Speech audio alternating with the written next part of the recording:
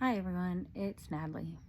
So, holding on to the resentment or spite that you have towards your spouse will just get worse with time.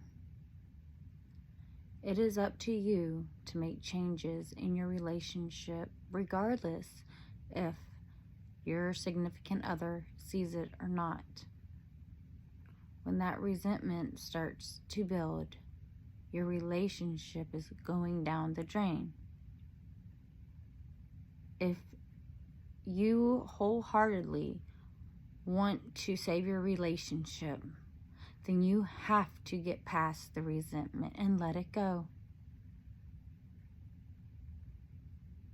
If you want to stay with your spouse because they are good people in general, then you are responsible for making that relationship succeed on your part. Now, if your partner chooses not to make the relationship succeed and you're putting in effort, then you know it's time to leave.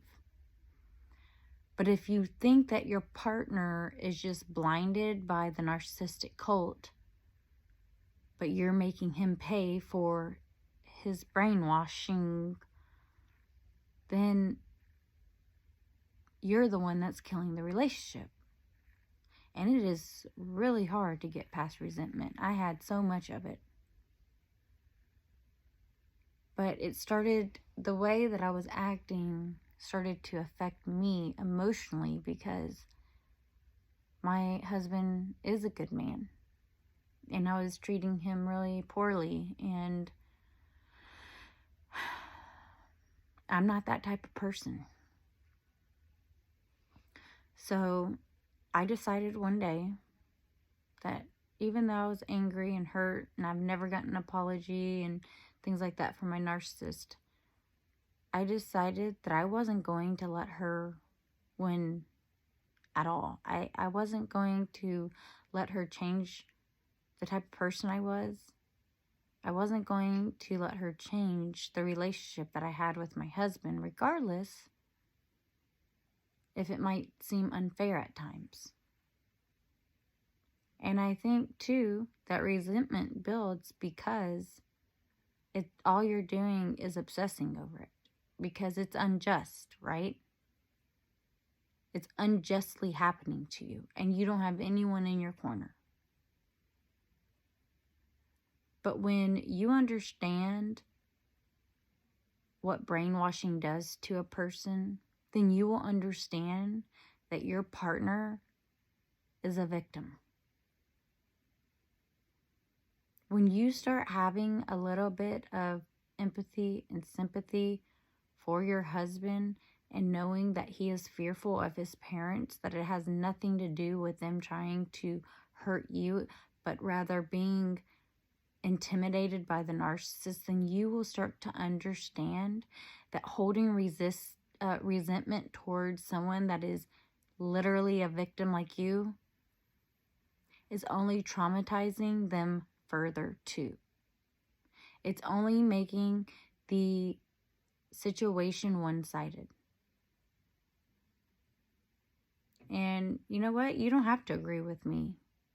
But when you have done self-reflection, when you have read book after book, article after article, the way I have, then you honestly can see that you're not the only one that's getting mistreated. It's just because you see it, because you weren't in a family like this, it is hard to understand why your partner can't see it.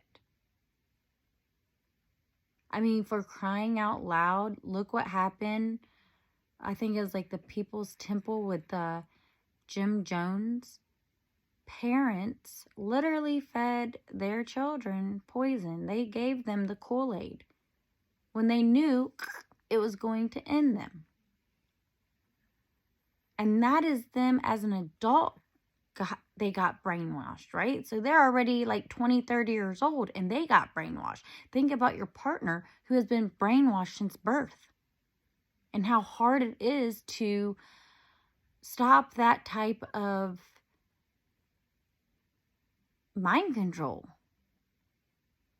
It's all they know. They don't know any different. They don't know they're being mind controlled. They don't, that's why it gets so frustrating for you, because, and then that's where the resentment grows, because it is totally unfathomable that your partner cannot see what's happening. And they can't.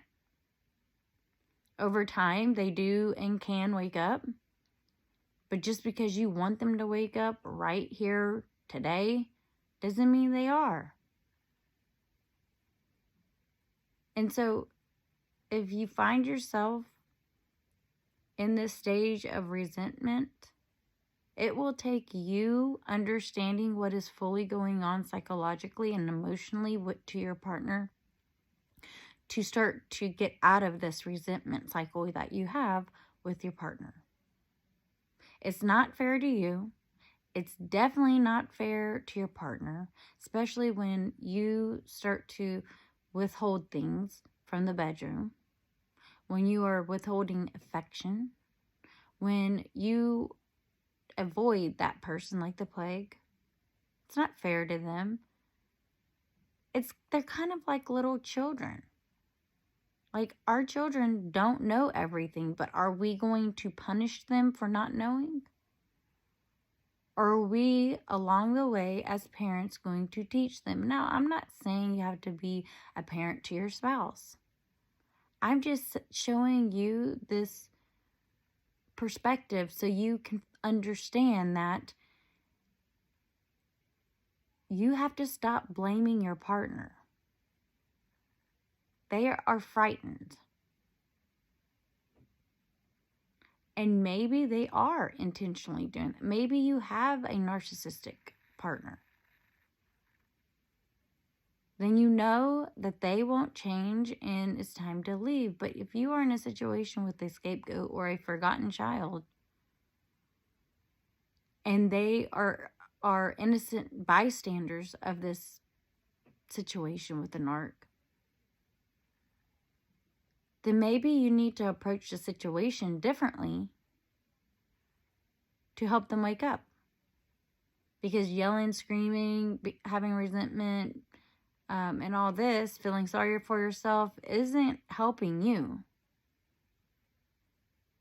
If anything, it's hurting your relationship.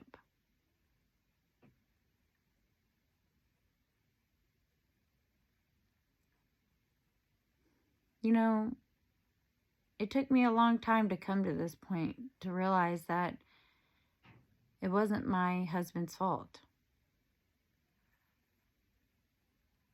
It was the situation that he was in, which goes back to his mother. It was her fault. And when you start to fully understand that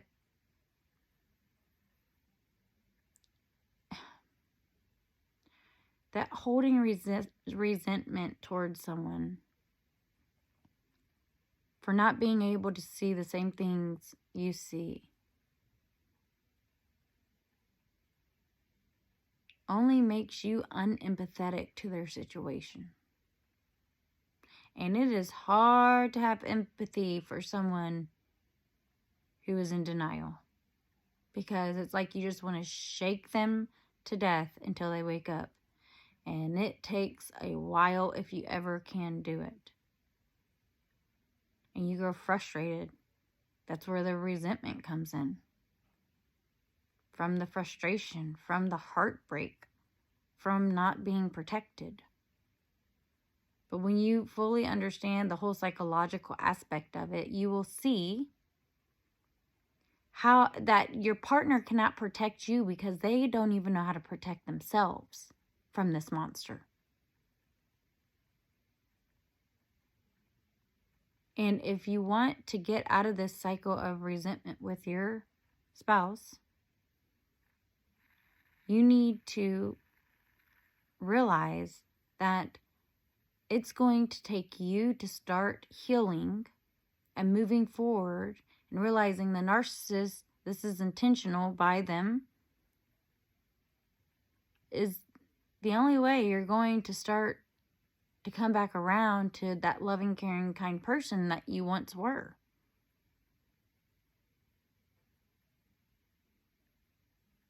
I had to let that go.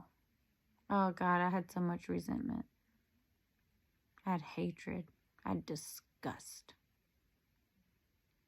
But I was tired of being that way. I was tired of seeing my relationship slip away. I was tired of letting his mother win. So one day I decided that I was going to move forward. And all this hatred and resentment that I had in my heart wasn't going to affect my relationship anymore. It wasn't going to affect me anymore. That is when you start to see growth within yourself. When you stop blaming your partner and start taking accountability for the way that you have treated your partner. And that's a hard thing for me to say today, but I realized that I was doing some really cruel things too. Distancing myself and not being emotionally available or sexually available or any of that. And I think that's the first thing that goes is your love life in the bedroom when you have resentment. Because you just can't stand that person to touch you when you're so disgusted by their behaviors, how they haven't protected you. And you can let the mother-in-law win. You can. You just keep going down this road. And it's extremely difficult to get over the resentment. And sometimes your relationship will not survive it because you are too far gone in it. And I was determined not to be that person. Because even though my husband was like a scared little child when it came to standing up for me, with his parents, I still saw the good in him, and I still saw that he was a dang good man. And I really started building our relationship around his mother instead of building our relationship around who we or he was as a person. I focused only on the negativity instead of focusing on the positive things about him. And that's when everything changed. When I started focusing on the good qualities, the wonderful things about this person, and quit making it all about his mother all the time, did my resentment start to fade. The smile on my face, the laughter at his stupid antics, the things that I would, when I had resentment were annoying, now I could laugh at. I thought were cute.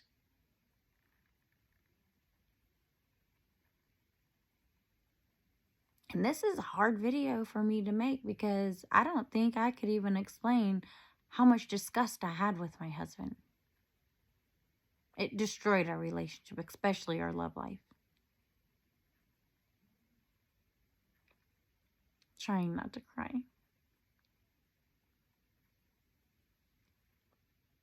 And I just didn't want that life anymore. I knew that he was such a good person. And you probably are questioning me, like, how can he be a good person if he didn't stand up for you and this and that? Well, number one, his mother, it's not like she lived with us. It's not like we saw her every day. It was nothing like that. But the way I acted it like she literally lived in our house when she didn't, because I was so hyper-focused on that. But it wasn't anything like that. It was that once in a while I would see him. Once in a while she would do something horrible. But even though I hyper focused on it, it wasn't what made our relationship. It wasn't what made him him, his personality, his compassion, him being a good person, being a great husband, a great boyfriend, a great provider, a great father. She had nothing to do with him being that person. And if I have to congratulate or thank my mother-in-law for anything, is thank you for being such a you-know-what to him, because he turned out the opposite of you. And that is what I've noticed too with a lot of women, is that their husbands are great guys. If the narcissistic mother did anything good, it was turning their child into a wonderful person, because that child did not want to be like their mother. But to move past this, you have to look at this situation from a different viewpoint and start to realize that your husband is not protecting you, not to hurt you, but because he doesn't know how to protect himself, or maybe he is protecting himself by not saying anything to his mother about you and the problems that you have with her, because he doesn't want to take the wrath of the ABUSC. Or maybe unconsciously he's using you as a human meat shield, because he's tired of being hurt. He's tired of the ABUSC in his life. But this is unconsciously. They don't even consciously know they're doing it. This is not an intentional, on purpose thing that they're doing to destroy you. It just so happened that you are a casualty. And it's unfortunate. But you can be the victim, and you can keep having resentment, and you can keep living this life and being in a miserable marriage, or you can say, you know what, I'm not going to allow this woman to destroy me or my relationship, and I'm going to get back in the driver's seat, and I'm going to steer this relationship into the right direction. And that's what I did. And all the naysayers in the comment, and all the people that says, oh, that's not true. Well, you're not where I am. Because if you were, you wouldn't be on my channel. And I'm not trying to be ugly. I'm literally saying I was you at one time. And I wouldn't have agreed with anything that I have said in most of my videos. I was so angry. I had so much resentment. I couldn't even fathom being the person that I am today after all the healing I have had. I couldn't fathom it. So I know, all you naysayers out there, I know what you're saying. But you're just not where I am yet. And when you do get here, you can go back and say, wow, she was right. Because right now, this isn't music to your ears. You're angry. But you can get where I am. But it takes you to put one foot in front of the other to get there. It's not going to happen because you're wishing it. It's going to happen because once again, you are taking control over your relationship and your life, instead of allowing the narcissist to be behind the wheel and driving it. At one time, you did have control over your relationship, but you lost it to the narcissist.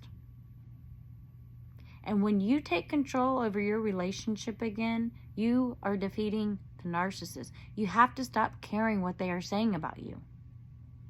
As long as it's not physically hurting you, who cares? You are taking it too personal. And like I always say, it could be Betty Sue down the road. It didn't matter who their child married. The same outcome was going to happen to another person if it wasn't you. It has nothing to do with you personally. And when you start understanding that, then you will understand that